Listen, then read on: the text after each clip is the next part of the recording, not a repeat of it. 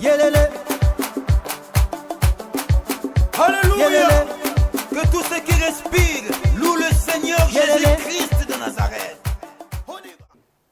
Si tu n'as pas encore rencontré Jésus dans ton cœur, si tu n'as pas encore découvert la puissance et la profondeur de son amour, et si jusqu'à présent, la vie chrétienne pour toi semble être une religion et non une révélation, et non une relation personnelle entre la créature et le Créateur, mon frère, crois-moi, tu n'es pas en train de vivre la vie chrétienne. La vie chrétienne n'est pas un parcours des combattants et des combattus. C'est une expérience extraordinaire. C'est une relation profonde, passionnante, réjouissante avec le Dieu Sauveur. Je voudrais parler à quelqu'un qui me regarde en ce moment. En introduisant l'émission d'aujourd'hui, je voudrais te supplier de revoir les fondations de ta vie chrétienne.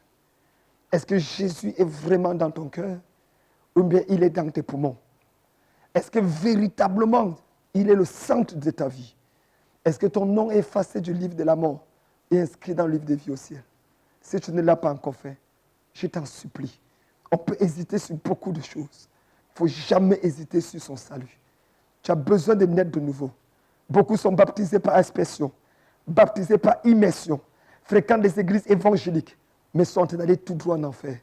Parce que Jésus n'est jamais, je dis bien jamais, véritablement entré dans le cœur. Ce soir, avant de dormir, tu peux faire la paix avec Dieu. Tu peux le recevoir et il va changer ta vie.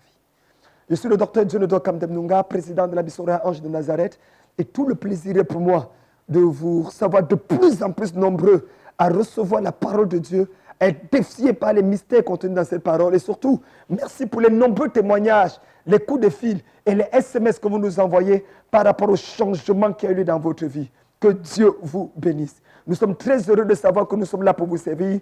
Et merci encore pour ceux qui se déplacent de l'intérieur du pays et des villes avoisinantes pour venir recevoir la grâce de Dieu. Nous restons ouverts pour toute invitation dans toute l'Afrique et même ailleurs dans le but d'apporter le peu d'éclairage sur la lumière que Dieu nous a donnée dans le nom de Jésus. Juste après cette ponctuation, nous allons nous reprendre. Que Dieu te bénisse. J'ai posé la question au Seigneur, mais pourquoi tu guéris différemment? Il dit, j'ai guéri selon la source du problème. Si la maladie était venue par une parole négative, je prononce une parole positive.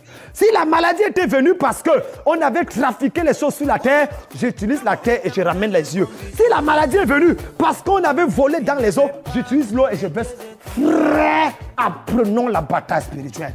N'oublie pas, sois notre invité ce mercredi à midi.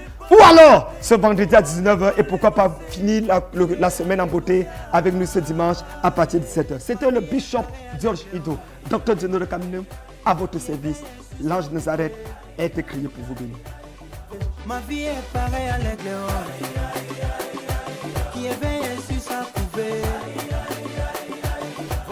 Bien-aimés dans le Seigneur, j'aimerais que vous ouvrez vos Bibles dans Jean, le chapitre 5. Nous allons lire le verset 4. Jean, chapitre 5, le verset 4. Il est écrit, « Car un ange descendait de temps en temps dans la piscine et agitait l'eau.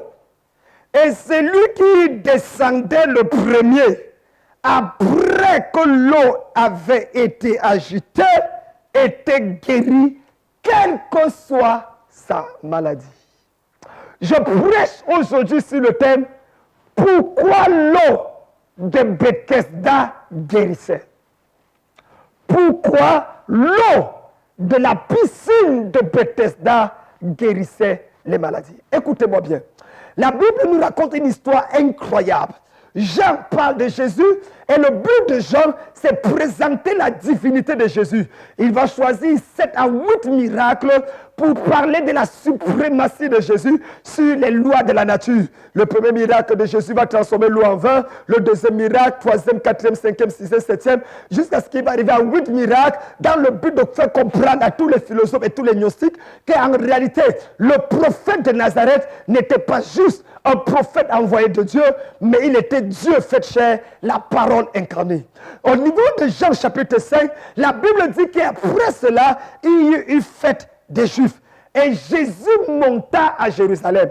Ce qui est très intéressant, c'est que lorsqu'il y a eu fête, et que tout le monde allait à Jérusalem pour la fête, dans cette Jérusalem, il y avait quelqu'un qui n'avait pas fêté depuis pratiquement 38 ans. Oui, 38 ans sans célébration. 38 ans voyant les gens fêter, mais incapable de se lever pour fêter. Il y avait un monsieur à la piscine de Bethesda qui souffrait pendant 38 ans. C'est la première personne que je vois dont la maladie était plus âgée que Jésus. Jésus n'avait que 33 ans et le gars avait 38 ans de maladie. Avant que Jésus ne naisse, il était malade. Et Jésus est sur le point d'aller mourir et il est encore malade. Que Dieu punisse le diable. J'ai envie de dire à quelqu'un, depuis que je prêche, tu me regardes à Béniti TV. Les autres ont les témoignages, tu n'as pas. Et tu dis, mais c'est quoi ça? Pourquoi je n'ai pas ma part? Aujourd'hui, c'est ton jour. Oh my God. Dans les 72 heures qui viennent, ton téléphone va sonner. Et Dieu va libérer un miracle dans ta vie. Si tu dis Amen, je vois ça arriver. Oh my God, my God, my God. Je n'entends pas Amen. Dis Amen plus fort. Je vois Dieu changer le cours de l'histoire de 14 personnes à l'instant où je parle. La Bible dit que cet homme était là. Or, cet homme allait à la piscine de Bethesda et a placé son domicile. Qu'est-ce qu'il y avait à cette piscine? Nota bene. La piscine de Bethesda a été conçue par le temps sous Hérode, qui, lorsque, après la déportation et ce qui s'est passé, vous connaissez tout ce qui s'est passé au moment de la construction du temple de Salomon, après la reconstruction du temple de Salomon, la déportation avec tous les prophètes, depuis Malachie jusqu'à Matthieu, 400 ans se sont passés. Pendant les 400 ans, aucun prophète n'a parlé. La dernière parole prophétique venait d'un homme appelé Malachie. Et c'était une parole dure contre Israël. 400 ans, aucun prophète de Dieu n'était apparu en Israël. Dieu, ayant à souci le cri de son peuple, parce que le diable travaillait, Dieu va mettre sur pied une stratégie pour adoucir la souffrance de son peuple. La piscine de Bethesda. C'était un endroit que Dieu avait décidé de choisir, par lequel l'ange Rapha, l'ange en charge de la guérison, dans le processus du royaume, descendait et il faisait quelque chose, agitait les eaux, et le premier qui descendait, peu importe sa maladie, était guéri. Maintenant, plusieurs prédicateurs ont prêché sur la piscine de Bethesda. J'ai entendu des gens parler. Oh, la piscine de Bethesda. Allez-vous plonger dans la piscine de Bethesda. Mais très peu sont privés à poser la question. Pourquoi la piscine la guérissait? Nous pouvons avoir une définition, une explication historique. 1. Le souci de Dieu d'apporter toujours la solution à son peuple, même lorsque personne ne se lève pour apporter la solution. Oui. Dieu, puisqu'il n'y avait pas de prophète pour déclencher la parole prophétique, Dieu faisait déplacer un ange. Autrement dit, mon frère, ma soeur, tout prédicateur qui te dit que cette souffrance qui dure 1 an, 2 ans, 3 ans, c'est la volonté de Dieu pour toi. Enlève ta chaussure et colle sur la tête et tu fuis. Ça, c'est quelle histoire?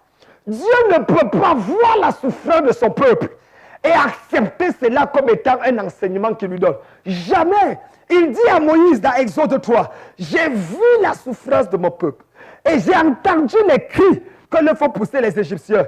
C'est pourquoi je suis descendu et je t'envoie pour les libérer. Chaque fois qu'un enfant de Dieu souffre, Dieu doit envoyer la libération. Chaque fois qu'un chrétien pleure, Dieu doit essuyer ses larmes. Chaque fois que quelqu'un crie pour un enfant et il n'a pas, Dieu doit apporter la fécondité. Et je prie pour quelqu'un qui me regarde. Que Dieu écoute ton cri et qu'il apporte la solution au nom de Jésus. Or, pourquoi la piscine de Bethesda guérissait? Il y a 3 facteurs qui sont à l'intérieur. 1. La Bible dit, un ange descendait. Est-ce que c'est la descente de l'ange qui provoquait le miracle? Non. Non. Le nom ange vient du mot grec angelos qui parle de envoyé. Un ange est un envoyé. C'est un messager de Dieu. Parce que l'ange pouvait descendre et repartir, personne n'est guéri. Numéro 2. Est-ce que c'est l'eau qui guérissait? Non. Parce que les gens entraient dans l'eau, mais n'étaient pas guérissés. Les gens puisaient l'eau pour les libations à l'autel des parfums, devant l'autel des reins, pour se purifier, faire les libations comme tout bon juif. Mais ils n'étaient pas guéris. Donc l'eau là n'avait rien de particulier. L'eau de la piscine de Bethesda était une eau comme les autres. Elle était même sale. Tout le monde entrait dedans. Mais qu'est-ce qui faisait dans la puissance de cette eau? La réponse est simple. La Bible dit, un ange descendait. Lorsqu'il descend, il agitait les eaux.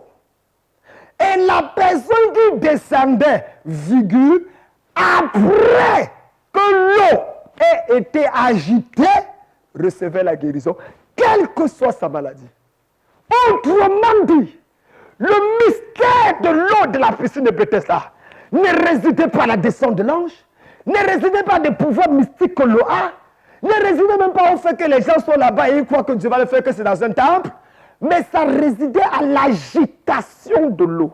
Oh, Bayaka Bragasha. Si l'ange descend et n'agite pas l'eau, si tu veux, tu plonges, tu te bats Usain Bolt, ou bien tu bats, je ne sais pas qui est le plus grand nageur là-dedans, rien ne se passera. C'est quand l'ange descend et agite l'eau, c'est l'agitation de l'eau qui provoquait le miraculeux. Autrement dit, la puissance de la piscine de Bethesda résidait dans l'eau agitée. Et je prie pour quelqu'un aujourd'hui. Parce que ce que nous avons oublié dans nos églises évangéliques, c'est ce qu'on appelle l'atmosphère du miracle.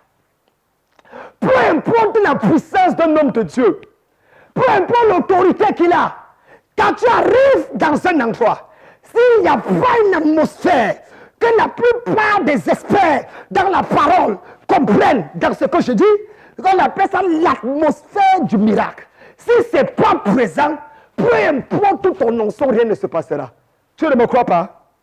Demande à Jésus. Qui sur la terre était plus loin que Jésus? Personne. Mais lisez la Bible. Jésus arrive à Nazareth. Il commence une croisade. Jesus Revival Ministry.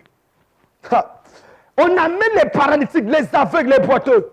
La Bible dit, Jésus n'a pas pu, n'a pas voulu. Il n'a pas pu faire là-bas beaucoup de miracles à cause de leur incrédulité.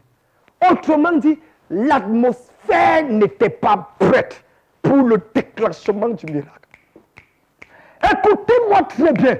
Je suis en train de déceler la raison pour laquelle les anglophones ont le dessus sur nous les francophones. L'atmosphère du miracle. Avec tout le respect que j'ai pour Tibi Joshua, avec tout le respect que j'ai pour T.J. Jakes, avec tout le respect que j'ai pour tous les pères anglophones. Mais nous avons des prédicateurs francophones plus percutants dans la parole qu'eux. Je le dis.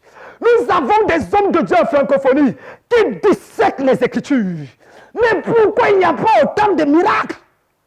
Pourquoi il n'y a pas une telle pression atmosphérique et spirituelle? À cause de l'atmosphère.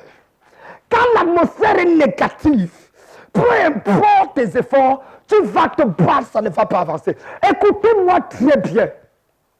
C'est l'agitation de l'eau qui provoquait le miracle.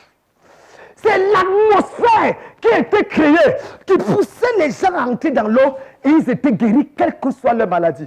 D'ailleurs, étudiez la vie et le ministère de Jésus. Chaque fois qu'on apporterait un malade, il dira, ta foi t'a sauvé. Ta foi t'a guéri. Ta foi. Pourquoi? L'atmosphère.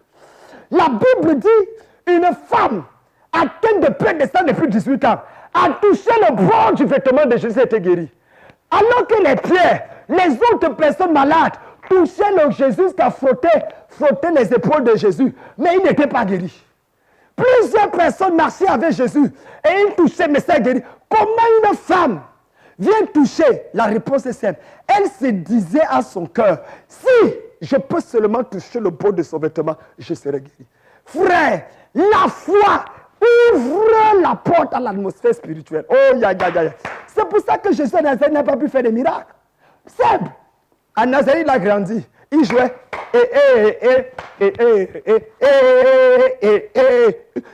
jouait avec les enfants.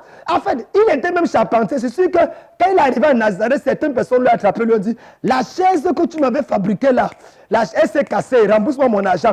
L'autre disait que, hé Jésus, oh, le prix là était fort. J'ai vu chez un autre charpentier. Là-bas, on m'a fait la table à manger, la moins chère que ce que tu m'as fait. Donc, les gens le regardaient comme un simple charpentier. Comme le fils de Marie, comme le frère de Jacques, de Jose et de Jude. Mais on ne voyait pas la divinité en lui. Et c'est ça le problème. Comment tu vois les hommes de Dieu devant toi? Aïe, aïe, aïe, aïe, aïe, aïe.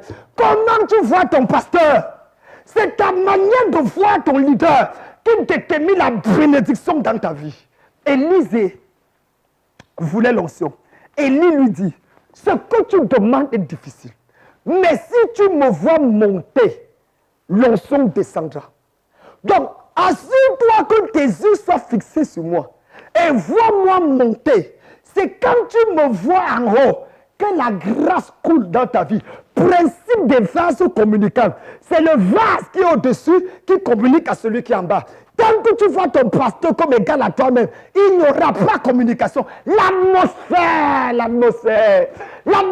spirituelle en francophonie est pourrie et gâtée. C'est pour ça qu'on n'avance pas. Quelqu'un va me dire, mais il n'y a pas un seul miracle. Ce qui m'a choqué, le miracle de la résurrection du pasteur Alf Laco. C'est nous les francophones qui sommes tombés sur ça comme si on attendait seulement pour faire buzz. C'est quelle histoire ça? Nous voyons des miracles. J'ai vu Pissel mort revenir à la vie. Avec des preuves à l'appui. D'ailleurs, un des morts serait ici à ma convention. Vous parlez de quoi? Ici à Abidjan. Mort revenu à la vie. Nous voyons des miracles tous les jours. Cette semaine, ici à Abidjan, cathédrale de la foi dans l'église là, qu'on nous sommes en train de construire. Des miracles sont bizarres. Le jour de mon anniversaire, le 10 mars, je vois une dame. Elle s'appelle Thérèse. C'est une maman d'environ 50 ans. Elle est bien bâtie, vraiment bien bâtie. Et je la regarde, je dis, hey, mon jour de mon anniversaire, 10 mars. Je dis, viens, madame. Elle vient, elle dit, hey, papa. J'ai dit, je vois un blanc à côté de toi. Elle me dit, quoi? J'ai dit, je vois un blanc, prépare-toi. Et viens, on se filme. Je lui ai dit, filme. Elle s'est filmée, paf. Garde cette image, tu vas me dire. Mercredi passé, c'est mercredi 10 avril. Elle a pris le micro en pleine église. Hey! Ce que papa m'avait dit est arrivé. En moins de 2 mois, j'ai parlé. La semaine d'après, une de ses amies qui est en France l'a mis en contact avec un blanc, capitaine de l'armée. Il a ce moment aux États-Unis en mission. Ils ont commencé à échanger, ça fait pas 2 semaines. Je sais qu'elle a sa photo. Il dit, je suis sérieux, je veux une relation sérieuse, j'aime Dieu, j'espère que tu aimes Dieu, tu es fidèle. Elle dit, pas de problème. Elle a témoigné en pleine église. Comment quelqu'un peut dire, je vois un blanc, une semaine après, le blanc l'appelle? Il y a des miracles. Il n'y a pas que ça. Une femme, l'autre jour, j'ai pris pour elle, elle a un problème. J'ai dit, madame, va. Tu veux quoi? Elle dit, je veux 5 millions. Va. Dieu va te ouvrir les portes. Mercredi, elle revient avec un témoignage. On lui a donné 32 millions. Comment est-ce possible? Sur quelle base? L'atmosphère du miracle. Arrête de dire que ton pasteur n'est pas ouin. C'est une question d'atmosphère. Agiter les eaux. Or, que veut dire agiter les eaux dans notre temps? L'agitation des eaux dans le règne prophétique, c'est la louange et l'adoration. Lorsqu'il y a une présence de Dieu, dans la louange et l'adoration, mon frère, la prière, la prière, quand un homme prie, Dieu envoie un ange l'exaucer. Daniel a prié, Dieu a envoyé l'ange. Jésus a prié, Dieu a envoyé un ange le fortifier. Mais lorsqu'un peuple loue, lorsque l'adoration vient des tripes, monte dans le cœur, lorsque dans l'église, on est perdu, on danse, on loue, on célèbre Dieu, on se fie de son maquillage, de ses poudres, on se fie de ses habits blancs, on se couche par terre, on tourne, on célèbre Yahweh, on l'exalte, on l'adore, on le glorifie, on est perdu dans sa présence. Quand on est perdu dans sa présence, on ne comprend plus où on est. Dans cette atmosphère, comment Dieu ne va pas agir? Mais aujourd'hui, regardez comment nous on prie à l'église. Regarde comment on danse, regarde comment on loue. Quand on commence à louer, après on adore. Alléluia. Allô? Allô, ma soeur? Ah, je suis en adoration. Je suis à l'église en train d'adorer le Seigneur. Appelle-moi après. D'accord? Ah, je te dis que je suis à l'adoration. Tu es là, tu ne peux pas comprendre. Je suis à l'adoration. Alléluia. Si tu sors vivant, c'est parce que Jésus est mort sur la croix. Parce qu'au temps de l'Ancien Testament, pour aller mourir sur place, comment est-ce possible? On adore Dieu, tes pieds sont croisés. Tu es l'oncle de Jésus. On adore Dieu, tu es là comme si, pasteur, comment tu viens à l'église après l'adoration? Ça, c'est quel genre de gourou? Si tu es dans une église, le pasteur ne loue pas, n'adore pas. Il vient seulement pour prêcher. C'est un marabout. Ça, c'est un signe évident que tu es en présence d'un marabout. Il va te parler de Dieu qui n'adore pas, qui ne loue pas. Vraiment, je ne sais pas. L'agitation des eaux, prophétiquement, c'est libérer l'atmosphère de louange et d'adoration. Je prie pour toi que la prochaine fois, quand les gens viennent à la cathédrale de la foi à Bidjamol, à la Mirane, quand ils me voient danser, ils disent, mais c'est le pasteur là. On dit, c'est lui. Ah, quand même.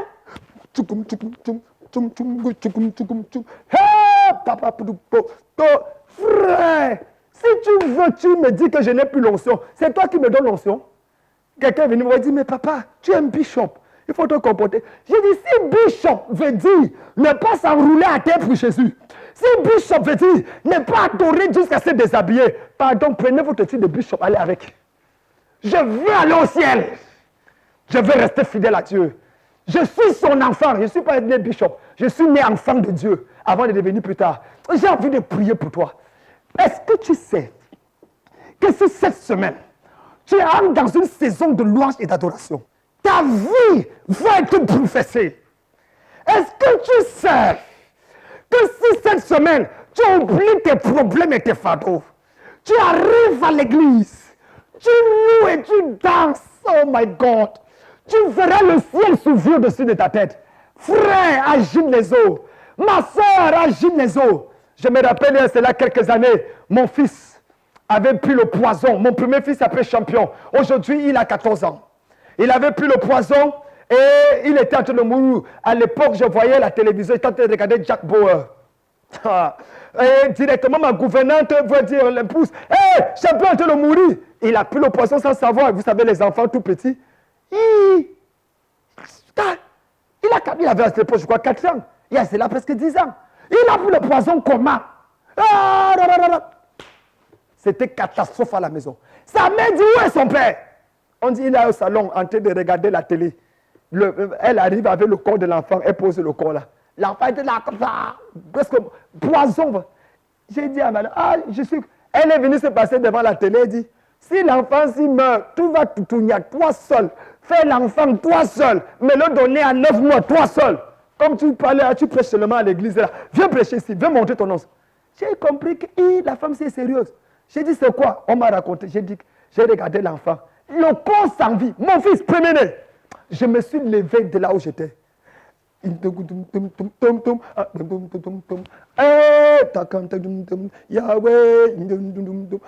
commencé à danser. Je ne suis pas fort pour chanter. Même les crapauds me menacent. Mais pour danser, mon frère, demande à David, j'ai un concurrent. J'ai dansé. Quand je finis de danser en louant le Seigneur, je me suis assis, j'ai remis la télé. La femme me dit, c'est tout. J'ai dit, c'est tout. La louange fait descendre Dieu au milieu de l'adversité et changer l'adversité en félicité. 2 minutes après, l'enfant a commencé à tousser.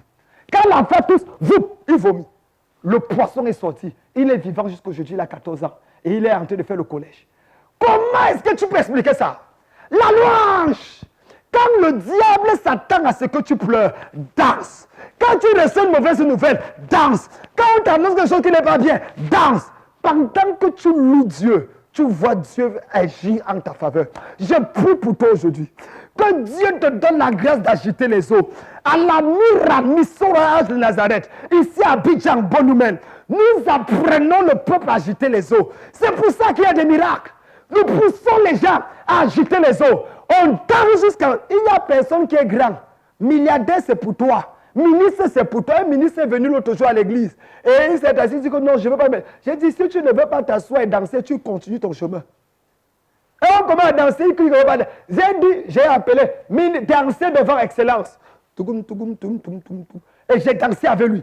Et c'est aujourd'hui comme ça qu'il a eu son miracle. Apprenons à nous rapresser devant Dieu dans sa présence. Agitons les eaux et nous verrons la gloire de Dieu dans notre vie. Je prie pour toi que le dimanche prochain, que Dieu te donne la grâce de louer et d'adorer comme tu n'as jamais fait. Et pendant que tu le fais, que le ciel s'ouvre. Et quel que soit ton problème, quelle que soit ta maladie, que Dieu exauce. Au nom de Jésus-Christ. Le mystère d'agiter les eaux, c'est au travers de la louange et de l'adoration. Mesdames, Mesdemoiselles, Messieurs, je sais une chose. Le ciel parlera en ta faveur. La grâce est disponible. S'il te plaît, appelle-moi. Et si tu as besoin d'un miracle et tu ne vois pas ce miracle, je vais prier avec toi. Je vais te montrer comment créer l'atmosphère du miracle. En preuve de la louange et l'adoration, il y a 6 autres dimensions pour provoquer l'atmosphère du miraculeux dans sa vie. Et ça, je peux te le communiquer. Appelle et nous allons prier ensemble. Que Dieu te bénisse. Amen. J'ai posé la question au Seigneur, mais pourquoi tu guéris différemment? Il dit, je guéris selon la source du problème. Si la maladie était venue par une parole négative, je prononce une parole positive. Si la maladie était venue parce qu'on avait trafiqué les choses sur la terre, j'utilise la terre et je ramène les yeux. Si la maladie est venue parce qu'on avait volé dans les eaux, j'utilise l'eau et je baisse. Frère, apprenons la bataille spirituelle. N'oublie pas, sois notre invité ce mercredi à midi. Ou alors, ce vendredi à 19h, et pourquoi pas finir la semaine en beauté avec nous ce dimanche à partir de 17h. C'était le Bishop George Ido, docteur General Caminum, à votre service. L'ange de Nazareth a été créé pour vous bénir. Ma vie est pareille à l'aigle qui éveille sur sa couvée. Nous célébrons Dieu pour les différents cultes extraordinaires que nous avons à la mission royale Ange de Nazareth. Merci à vous tous qui appelez. Je reçois et j'ai prié spécialement et personnellement pour tous les sujets de prière qu'on nous a présentés la semaine passée. Et Dieu m'a dit, rassure-les, le miracle est en chemin. Donc, je ne sais pas si tu faisais partie des personnes qui envoyaient des messages, des sujets. Eh bien, sois sûr, Dieu va faire quelque chose dans ta vie. Ceux qui nous appellent également et qui voyagent et qui se déplacent, nous avons nos centres de retraite ici, là, où nous pouvons vous recevoir. Vous ne savez pas où vous allez loger. Si vous venez ici à Abidjan, eh bien, appelez-nous. Nous avons des centres de retraite pour vous accueillir simplement et travailler vous pendant 3 jours afin que la grâce soit manifeste dans vos vies. Les mercredis, c'est à 12h, l'heure de l'exaucement. Les vendredis, c'est à 19h, le culte prophétique. Mais n'oubliez pas, tous les dimanches, soyez au rendez-vous. Les dimanches de 10h à 12h, nous avons un culte d'enseignement profond où je vais en profondeur dans les Écritures. Et les soirs, à partir de 17h, c'est le culte de gloire. Un culte où nous voyons les manifestations authentiques de la présence et de la puissance de Dieu. Sois mon invité ce dimanche et tu ne le regretteras pas. Que Dieu te bénisse. Yelele. Alléluia. Que tous ceux qui respirent louent le Seigneur Jésus-Christ de Nazareth. On y va. L'Éternel conduit son peuple haut. Il n'y avait pas des dieux